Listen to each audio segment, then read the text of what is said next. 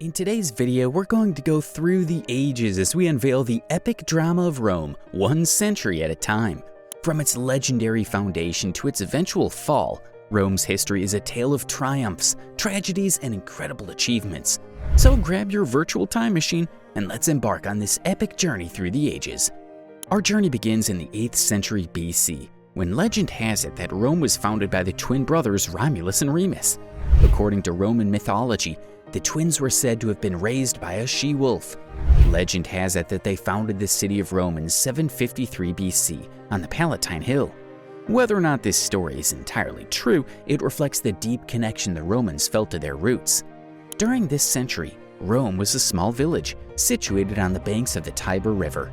Its location provided fertile land for farming and access to trade routes, which would later become essential to its growth.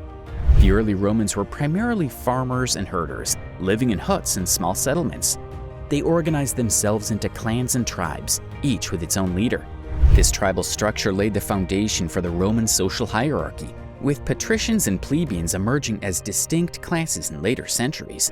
While Rome in the 8th century BC was modest in size and power, it was already showing signs of its future greatness. Its location, fertile lands, and the resilience of its people would eventually propel it onto the world stage as a dominant force. Moving on to the 7th century BC, Rome started to expand and evolve. It had grown from a humble village into a bustling settlement. But what truly set this century apart was the transition from a monarchy to a republic. The Romans, dissatisfied with the rule of kings, established a system of government where power was distributed among elected officials and the Senate. This marked the birth of the Roman Republic. The Senate, composed of the city's most prominent citizens, played a critical role in making decisions for the state. One of the most notable events of this century was the sacking of Rome by the Gauls in 390 BC. Led by Brennus, a Gallic chieftain, the Gauls inflicted significant damage on the city. However, Rome's resilience shone through as it rebuilt and rebounded stronger than ever. The Romans also codified their laws during this century, resulting in the 12 Tables, which established a framework for legal proceedings. This was a significant step towards creating a more just and orderly society. In addition to political and legal developments, agriculture remained central to Roman life. The majority of Romans were still farmers, cultivating crops on the fertile land surrounding the Tiber River. Fast forward to the 1st century BC, and Rome was in turmoil and went through a big change. They shifted from being a republic to becoming an empire. At the start of this century, Rome had problems like political corruption, social issues, and fights with other groups.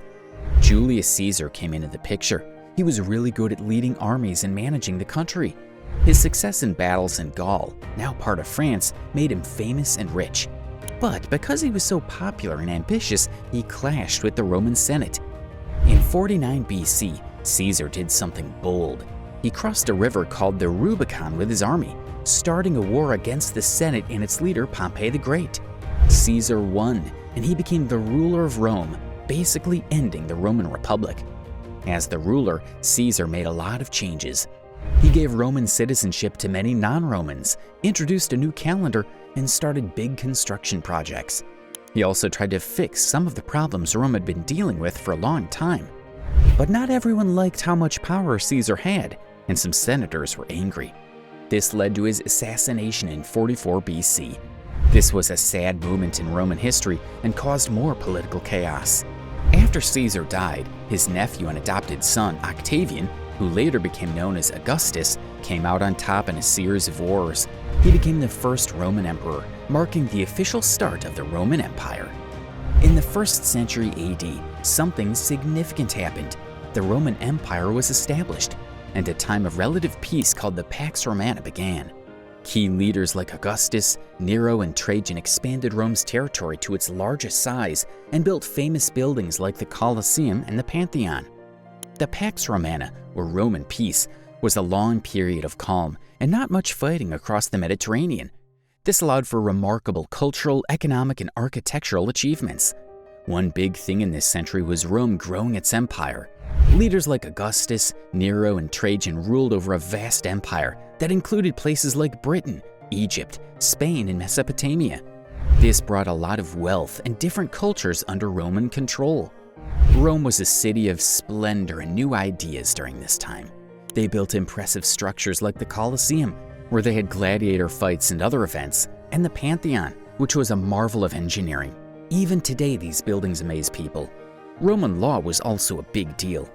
Legal experts like Gaius and Ulpian made important contributions, and the principles of Roman law influenced many modern legal systems.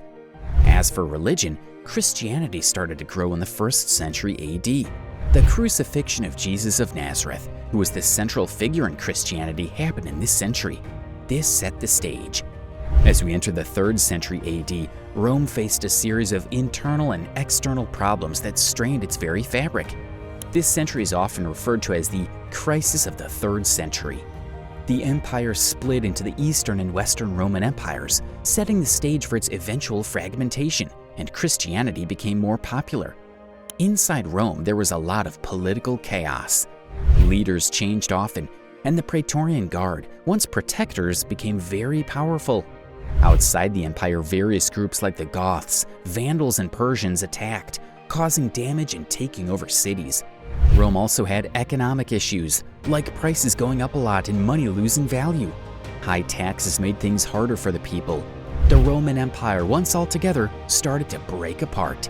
There were 2 parts with different leaders and capitals. Christianity, which used to be persecuted, grew during this time. The Emperor Constantine became Christian and allowed religious freedom, so Christianity spread. Despite these problems, some leaders like Diocletian and Aurelian managed to make things better for a little while. Diocletian's changes split the empire into smaller parts with their own rulers. The 3rd century AD was a tough time for Rome, but it also led to some changes. The Roman Empire kept changing and dealing with new issues in the years to come. Sadly, our journey takes a somber turn in the 5th century AD. Rome faced relentless attacks from barbarian tribes, and in 476 AD, the Western Roman Empire fell when the Germanic chieftain Odoacer deposed the last Roman emperor, Romulus Augustulus. The once mighty Rome was no more. Internally, Rome faced political instability with a succession of weak and ineffective emperors. Corruption was rampant, and the Roman Senate had lost much of its influence and authority. The empire was plagued by economic woes, including hyperinflation and crippling taxation. Externally, the empire was under constant pressure from barbarian tribes. The Visigoths, led by Alaric, famously sacked Rome in 410 AD. Vandals under Genseric sacked the city again in 455 AD, and the final blow came in 476 AD when Odoacer, a Germanic chieftain, deposed the last Roman emperor, Romulus Augustulus. This event traditionally marks the fall of the Western Roman Empire. However, while the Western Roman Empire crumbled, the Eastern Roman Empire, centered in Byzantium, later Constantinople, modern-day Istanbul, continued to thrive. Under emperors like Justinian I and Theodora, the Eastern Empire experienced a resurgence of power and culture. Justinian I, in particular, is known for his efforts to reconquer former Western Roman territories, including parts of Italy and North Africa. His reign also saw the codification of Roman law in the Corpus Juris Civilis, which had a long-lasting influence on legal systems in Europe. Meanwhile, the Christian Church, now established as a powerful institution, played a significant role in the Eastern Roman Empire. Theological debates and the rise of monasticism shaped the religious landscape. The 5th century AD marked a profound turning point in the history of Rome.